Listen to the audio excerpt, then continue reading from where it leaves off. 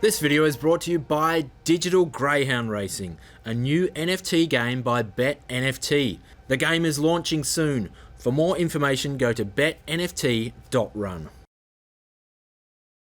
Hello everyone and welcome to Greyhound Gold. James Broadhurst with you. Joining me is Brett Honey. And Brett, have you recovered from what was a huge night out here at Cannington on Saturday night for the Perth Cup? Working on it, JB. It was certainly a wonderful evening. We saw two fantastic Group 1s. Really enjoyable night here at Box 1, actually. Thoroughly enjoyed the evening. Came down here with a couple of mates.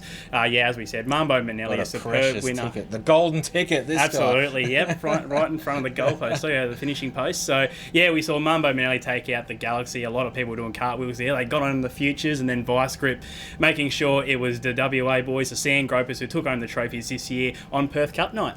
In fact, Vice Grip is your run of the week, isn't he, there, Brett? Absolutely. What a performance this was, the Perth Cup. For 2022, the race starts off with Vice Grip, Lala Kiwi, Speed Ben, Archibald. They were the wall heading towards that first turn, but it was Vice Grip that was able to get the best of it.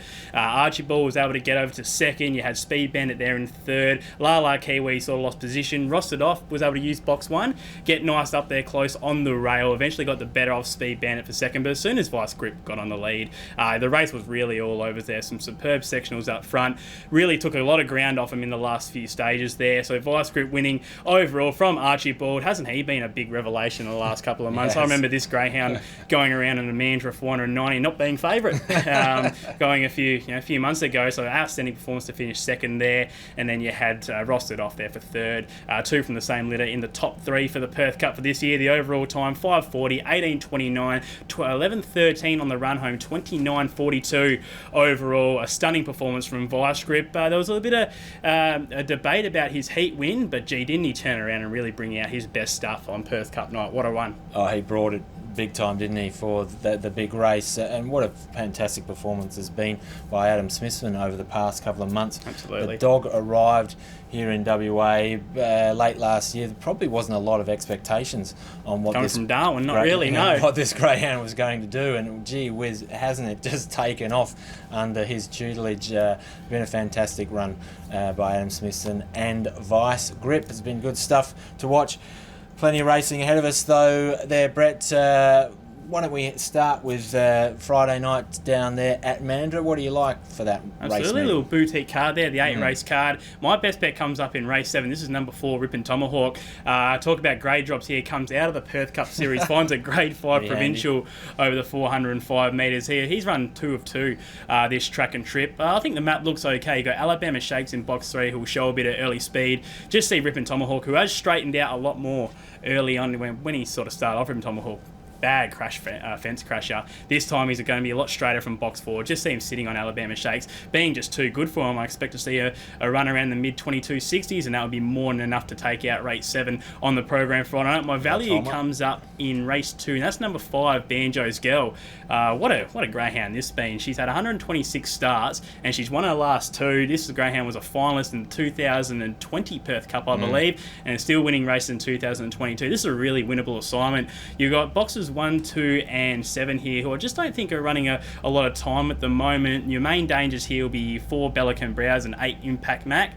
Bellicon Browse can be a little vulnerable turning for home. You got Impact Mac, who doesn't really win out of turn. So look, I think Banjo's Girl, if she's ever going to win a race like this, I think she's got it all in her favour on Friday night. Doesn't mind a middle draw. She stays nice and straight, does everything right, will be strong to the line. A good bit of value there in race 2, number 5, Banjo's Girl. Like you mentioned, the veteran going for the hat-trick down there. Amazing. It's a big effort. What a ride.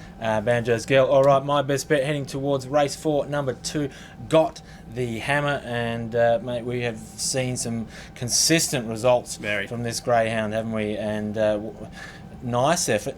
Eventually, nice effort from this dog last week on debut over the 300.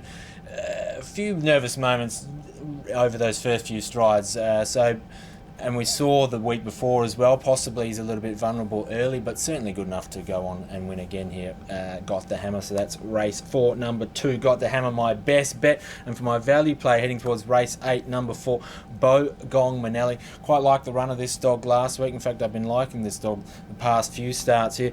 This dog's an improved chaser. It took a long time to win his maiden, but has since he's done that, he's been able to put together some good results here. I think he's good enough to be in the mix here on Friday night. So race 8, number 4, Bo Gong Manelli for my value play. How about Headquarters on Saturday for you, Brett? Good card, 12 races. Yeah, really looking card. forward to this one on Saturday night. I found it tricky, but my best bet is race 7, number 1, Capito. I'm very confident here. Look, this Greyhound's got a class edge, and we saw a real good return to form on Monday night. 29.65 on a Monday. That's not bad, isn't it? Really strong on the run home, 11.33 as well. Look, I do prefer this Greyhound out wide in the middle draws, but what's key here is that you've got Elite Weapon in box 3, who does like to use a bit of the track, does get nice and wide. I think Capito, with any kind of room here, can go mid to late 540s. That sees him leading this race, and if he leads, 29.65, that's not going to be run down here.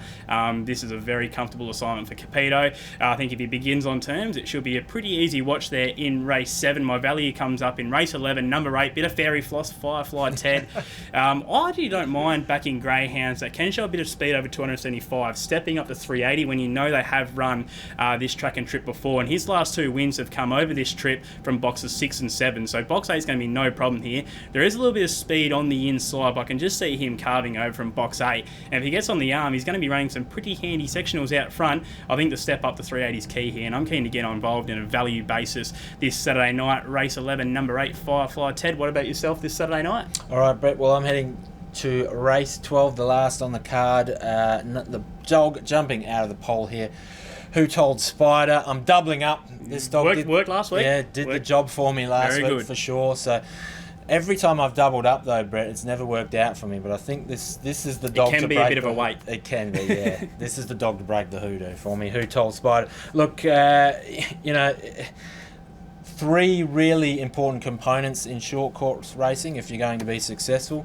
Early speed, and early speed. This dog's got it, and I think he'll be able to be showing it again on Saturday night, and he'll be winning once more, going back-to-back for me, I hope. And my value play heading towards race 8, number 2, Tiger Town.